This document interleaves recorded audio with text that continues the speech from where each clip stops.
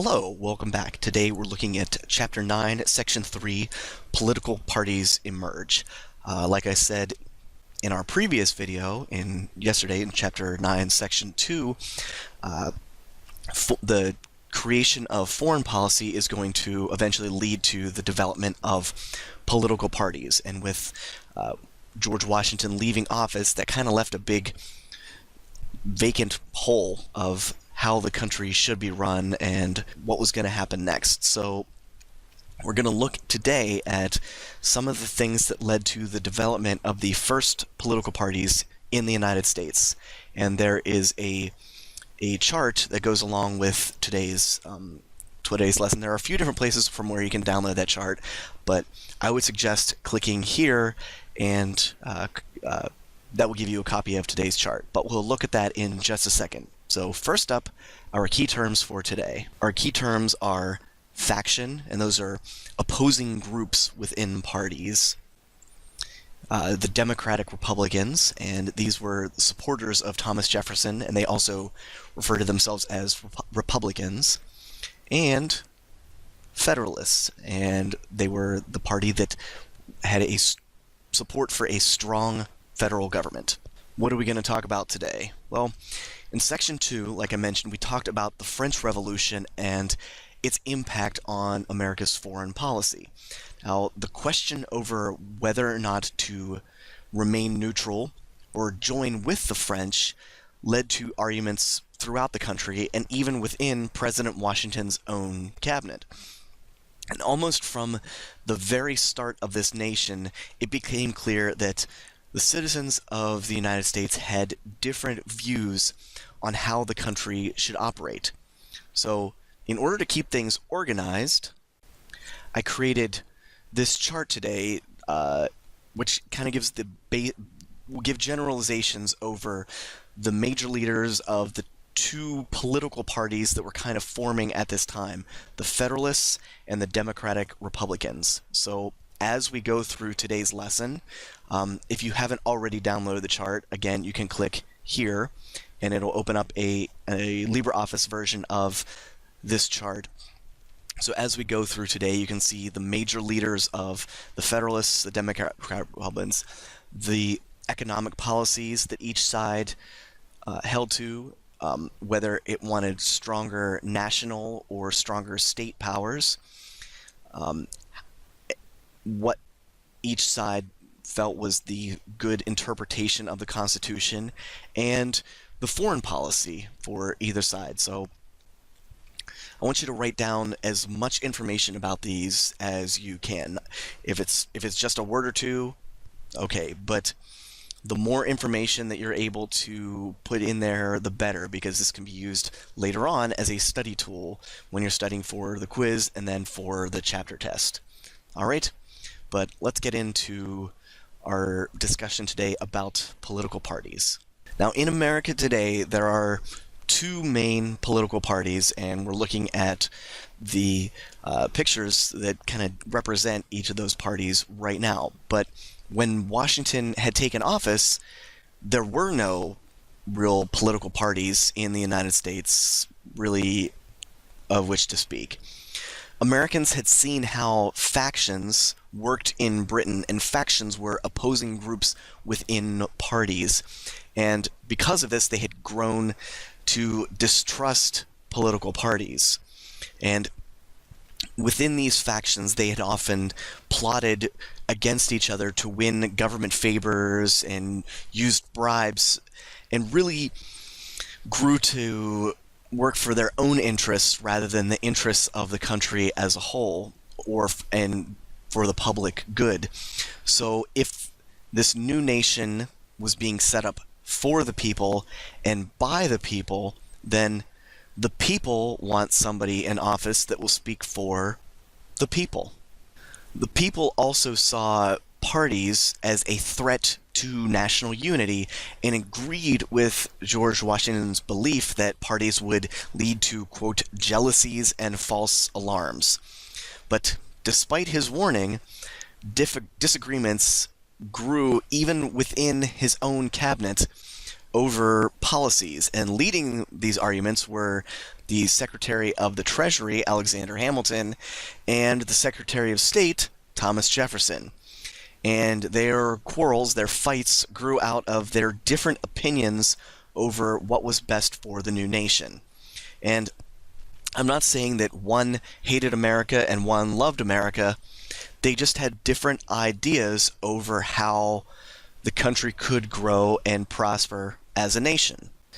Think of it like this. If we think back all the way to the 2008 presidential election, no, it was a long time ago, but representing that, you had these two men who both love America and want the country to grow and prosper, but they had different opinions about how that should happen. Senator McCain had his supporters, and Senator, now President Obama, had his supporters. Both men represented a group of citizens of the United States that agreed most with their viewpoints. And this map represents the final electoral votes for each candidate. And as you can see, the votes were spread apart, but it was a very close race. And neither man was able to win every single vote because each man had people that disagreed with his plan for the country. Now, how does that impact our discussion today? Well, political parties grew out of differing opinions over what was best for the nation. The idea was not to divide the country, but to try and come together and represent the needs of the country. And a lot of that having to do with compromise. I mean, remember a few lessons back, that was the whole point of our lesson was compromise. So that's what brings things about today, is this idea that wanting to represent the needs of the nation as a whole by compromising, because with millions of people, you have millions of different needs. So let's look at some of these differing views that these men had. So let's get back to Hamilton and Jefferson. I mentioned that they both had an idea of how they felt the country should be run. So let's look at some of those differences, and they really differed in four major areas, the first of which is economic policy. Hamilton wanted the United States to encourage manufacturing and trade, while Jefferson's vision of the country was an agricultural society. And as an aside, if you're working on the chart that I mentioned earlier, yes, this one, under the major leaders of the Federalists and the Democratic Republicans, I'm just going to give you a hint right now. Hamilton was one of the major leaders of the Federalists, and Jefferson was one of the major leaders of the Democratic Republicans. So as we're looking today at Hamilton's economic policy versus Jefferson's economic policy, we're really looking at the Federalist economic policy versus the Democratic Republican economic policy. So let's get back into it. So Hamilton wanted to promote growth of the merchant class and growth of urbanization, while Jefferson feared that a manufacturing economy would concentrate the wealth and power to a small population, the wealthy elite. So Hamilton, manufacturing and trade. Jefferson, agriculture. The second area where they differed was over federal or state power, or should the federal government have the majority of the power or the state's government. So as a Federalist, Hamilton favored a federal government with more power than the state governments, while Jefferson pushed for a very small government. He believed that the federal government should be as small as possible. The government that governs least governs best. Hamilton believed that a strong federal government would help increase commerce and restrain the mob violence that had occurred under the Whiskey Rebellion, while Jefferson pushed for a small government to protect individual freedoms by taking powers left by the Constitution and giving those to the states. So if we look at it compared to this picture here of smaller and smaller and smaller, Hamilton wanted a powerful federal government and weaker state governments, whereas Jefferson wanted powerful state governments but with a weaker federal government. The next area where they differed was over the interpretation of the Constitution. So specifically over this, the Bank of the United States. Jefferson and Hamilton really butted heads over whether or not the Bank of the United States was actually allowed under the Constitution. Jefferson believed that nowhere in the Constitution was Congress given the power to create a bank, and that power should be left to the states, while Hamilton preferred a more loose interpretation style of the Constitution and stated that because of the elastic clause, the Constitution allowed Congress the power to make all laws necessary and proper to carry out its duties, and that the bank was necessary to the country's growth. So Hamilton preferred a loose interpretation of the Constitution, and Jefferson preferred a very strict interpretation of the Constitution. Jefferson said that because a power was not specifically stated in the Constitution, then Congress shouldn't have that power, while as Hamilton said, if this is necessary and proper to carry out its duties, then it was allowed under the Constitution. So Hamilton, loose interpretation. Jefferson, strict interpretation. And the last area where Hamilton and Jefferson really clashed was over U.S. foreign policy. I mentioned this in Chapter 9, Section 2, but a little bit more specifically, Hamilton wanted to have very close ties with Great Britain because they had become a major trading partner, whereas Jefferson disagreed and believed that the United States should favor France because they were our first ally.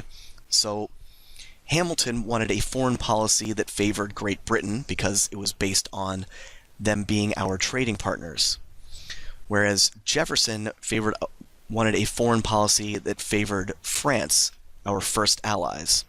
And our first video is going to kind of sum up these competing visions for the United States that these two men had that ultimately led to them splitting and kind of forming their own political parties, which we will talk about in just a minute. For 12 years, control of the new government remains firmly in the hands of the Federalists. But gaining strength in the decade of the 90s is a group that envisions a far more modest approach to government. Both sides are represented in Washington's cabinet. On the one hand, he had Hamilton with a very elaborate economic plan to build up the material resources of the nation, to make it a successful nation economically, which was significantly opposed by Jefferson, who saw in Hamilton's economic program the possibilities of a political problem that he wanted to avoid. Jefferson was suspicious of a strong central government and was one of the first proponents of the idea that the Constitution should be read literally and narrowly. Hamilton had a more expansive view. The initial and most famous conflicts was over the creation of a national bank. Hamilton thought this was absolutely essential to have a national bank which would lend greater fiscal stability and authority to the new national government. Jefferson disagreed. And so Washington had a cabinet in which one person was developing these sophisticated, quasi-modern ideas about a national economy, while on the other hand he had someone who was reverting to an earlier year where just that kind of development created political threats. And it was Washington's capacity to keep these people together and to move forward in the national sphere that is one of the great moments, crucial moments in the beginning of the nation. The two factions also divide over the question of the national debt. Jefferson opts for paying it off, while Hamilton wants to hold on to it. And not only that, he didn't want the states to have their own debts. He wanted to assume them, to have one consolidated national debt that the national government would service. This would make the Treasury Department the center of the new national government. And this is something that, both on an ideological and a personal level, infuriated Jefferson, who saw the State Department, which should have been the most important department, overwhelmed by the Treasury Department. Even the location of the national capital becomes part of the ongoing debate between these two men. The United States Capitol has been in a lot of places. Washington was inaugurated in New York, of course. It was in Philadelphia. But the establishment of a permanent capital was an issue in the 1790s. It should be in a central location, which now seems kind of funny to us because we don't really think of Washington as central to the country, but it was central to North and South. And the establishment of it there was described as being part of a dinner party bargain. Of course, in looking back on it, Jefferson wants to explain it away. It's a political embarrassment. But at the time, the location of the capital did seem profoundly important. And so, from Jefferson's perspective, if you could move the national capital away from Philadelphia or New York, existing cities that already had tremendous power over their hinterlands, then it would be possible to neutralize the pernicious effects of central authority. In effect, a kind of limitation on national power that would make the national government safe for the American people.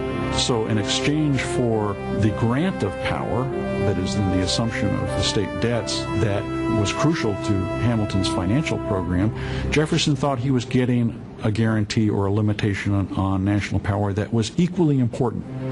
So at first, Hamilton and Jefferson really clashed in private, but as Congress passed more and more of Hamilton's programs, Jefferson and his political ally James Madison didn't appreciate that and started to organize supporters that agreed with their views. And in 1791, they went to New York to, quote, study nature, but really went to meet with politicians and hopefully gain their support. And soon after, leaders in other states started organizing to support either Hamilton or Jefferson. Jefferson's supporters called themselves Democratic Republicans, or Republicans for short, while Hamilton's supporters called themselves Federalists because they wanted a strong federal government.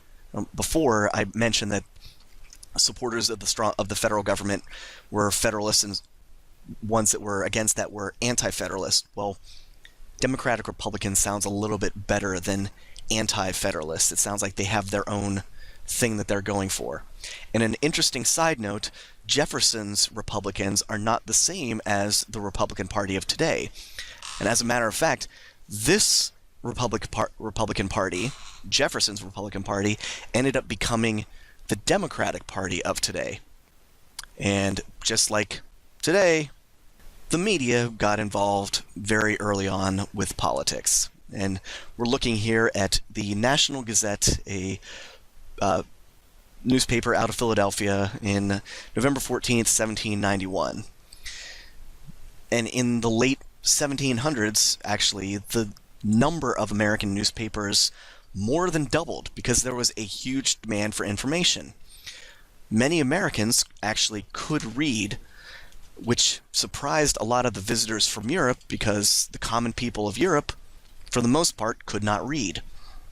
And newspapers took sides on both sides, with some backing Hamilton, some backing Jefferson, and some being right in the middle and bashing both of them. And these newspapers had a huge influence on public opinion and attacked each opponent with facts as well as rumors. Kind of like what happens today. So it's good to know that some things never change. During the 5 long years Thomas Jefferson had been in France, a constitution had been framed and ratified, and a new government established in the United States. New York was now the American capital, and Jefferson was summoned there. He had been appointed the very first Secretary of State, head of a newly created department that had precisely 5 employees. George Washington was president, but Jefferson came to believe his new government was headed in the wrong direction, that the spirit of the American Revolution was being betrayed. When I arrived at New York in 1790 to take a part in the administration, being fresh from the French Revolution while in its first and pure stage, and consequently somewhat wetted up in my own Republican principles, I found a state of things which I could not have supposed possible. I was astonished to find the general prevalence of monarchical sentiments. France deepened his radicalism. He came back from France realizing that this isn't about ideas. This is about the fate of humanity, and that he had to give himself in an absolute commitment to the creation of something like a democratic social structure in the United States. And that prepared him psychically for the long struggle against Hamilton and federalism and what amounts to a counter-revolution that occurred when he returned to this country. Alexander Hamilton, the first Secretary of the Treasury, was a hero of the Revolution, a favorite of Washington's, and had helped draft and win ratification of the Constitution. He saw his country's future as commercial, urban, industrial. To bring it all about, he championed a strong central government with a strong chief executive. Jefferson envisioned an entirely different country. He hated crowded cities where, he said, the people ate each other. He distrusted mere money-making, loathed centralized government of any kind. The president's powers should be strictly limited, he said. Most power must remain with the states. Jefferson and Hamilton are an interesting set of contrasts. In a sense, each one betrayed his own class of origin. Hamilton was born in obscurity in the Caribbean. He was illegitimate. Jefferson was born a patrician in aristocratic Virginia. Hamilton gave his life to the rich and the well-born. Jefferson gave his life to the creation of a social democracy. Hamilton and myself, Jefferson said, were daily pitted in the cabinet like two cocks. And as their conflict continued, each began to gather like-minded supporters. Hamilton's followers called themselves Federalists. Jefferson's became known as Democratic Republicans. It was the beginning of party politics in America. Hamilton launched a newspaper which vilified Jefferson and his allies without letter.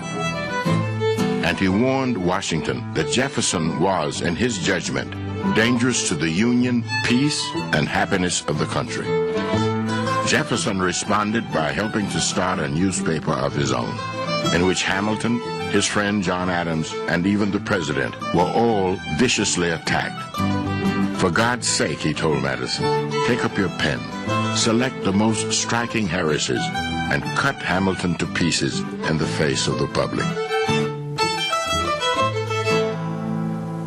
Washington tried desperately to steer a middle course between his two favorite lieutenants. I believe the views of both of you to be pure and well meant, he told Jefferson. I have a great regard for you both, and ardently wish that some line could be marked out by which both of you could walk. No such line was ever marked out. By 1793, Jefferson was convinced he had lost the contest for Washington's mind. Politics, he told a friend, had become everything I hate. He resigned from the cabinet and went home, he said, for good. Jefferson thinks by this step to get a reputation as a humble, modest, meek man, wholly without ambition or vanity. He may even have deceived himself into this belief. But if the prospect opens, the world will see, and he will feel that he is as ambitious as Oliver Cromwell. John Adams. Which brings us to the election of 1796, our first presidential election in the United States. And these new political parties played a huge role in the selection of the person that was going to succeed George Washington. So on one side, we have Thomas Jefferson, backed by the Republicans, with Aaron Burr as the candidate for vice president. And on the other side, you have John Adams, who was backed by the Federalists, with Thomas Pinckney running as vice president. Now, the outcome of this election is interesting because at this time, under the Constitution, the person with the most votes was elected as the president. But the person with the second most votes became the vice president. So John Adams won the election, but instead of having Thomas Pinckney, his running mate, as a vice president, that position was given to Thomas Jefferson, his political rival. So you can probably imagine that having a president and a vice president from opposing political parties was not the best. It didn't bring people together, it actually increased the political tensions. And make sure that you keep in mind that name, Aaron Burr, because we're going to talk about him in the very, very near future. The presidential election of 1796, the first partisan election in the nation's history. As it unfolds, it is a contest not only between the emerging Republican Party and the Federalists, but a battle among the Federalists themselves. When John Adams, Washington's vice president, narrowly wins the electoral ballot, Thomas Jefferson, his opponent, is awarded the vice presidential post. They're not two people that you would think of as being completely in harmony with their views of what's best for the country. Jefferson, and this is one of the last efforts at harmony between Jefferson and John Adams. Jefferson wrote a fascinating letter to John Adams in which he said, "You should have won. You're my senior in diplomacy and age and in the nation's service. And I hope that we can work together. I hope we can build an administration, and I will support you." And Jefferson then sent the letter to Madison, sent it to him open, and said, "I've written this letter to the president-elect, but I'm sending it to you for your examination." Madison wrote back and said, in effect, "You're out of your mind. You can't write a document that could be dredged out later that says you were the best person and you should have won the election. And what about all these people who've been working for you?" Jefferson was very canny, very cautious, didn't want to overplay his hand or play his hand at all at this point. He kept his own counsel, quickly saw that it was to his advantage to align with the opposition to Adams. The interesting thing about 1796 is that when the election's taking place, it's really not clear that there are well-defined parties, or more accurately, it's not clear that the quondam leaders of those parties will behave as party leaders. The fact that the possibility that Adams and Jefferson would come to terms is something that horrified Madison and other Republicans who insisted that Jefferson had to be loyal to his followers. When Adams takes the oath of office in March of 1797, he finds himself entangled in a number of issues, both at home and abroad. He had a very, very difficult road to follow. Would you want to succeed George Washington as president? The European nations were at war. The country had survived 2 4-year terms that were very difficult, but a lot of the fundamental issues had not really been resolved. Adams not only has a vice president who heads the opposition party, but a cabinet that is working at cross purposes. Adams had an extremely disloyal cabinet, a cabinet he kept in place because, again, Adams, like Jefferson, didn't think in partisan terms, imagined that these people who were holdovers from the second Washington administration would be loyal to him, and they weren't. And Hamilton continued to exercise influence from New York, indirect influence over his friends in the cabinet. Adams spent much of his administration escaping to Massachusetts because he simply couldn't deal with it. Adams wasn't, I believe, what you would call a team player. Or if he was on Team America, not on Team Federalist.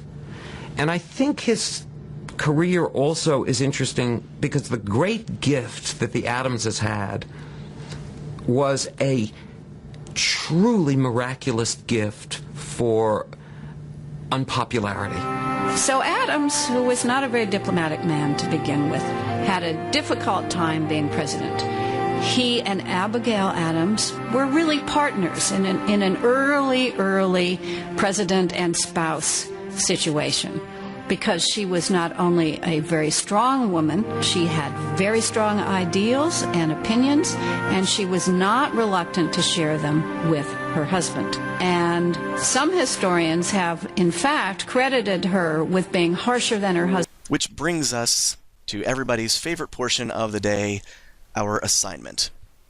Now, I've given you the chart comparing the Federalists and the Democratic Republicans. What you need to do for me is either scan the one that you printed out that has all been filled out and upload that to me, or if you completed it as a LibreOffice document, send me the completed file, or you can type your answers into the text box at the bottom of this page.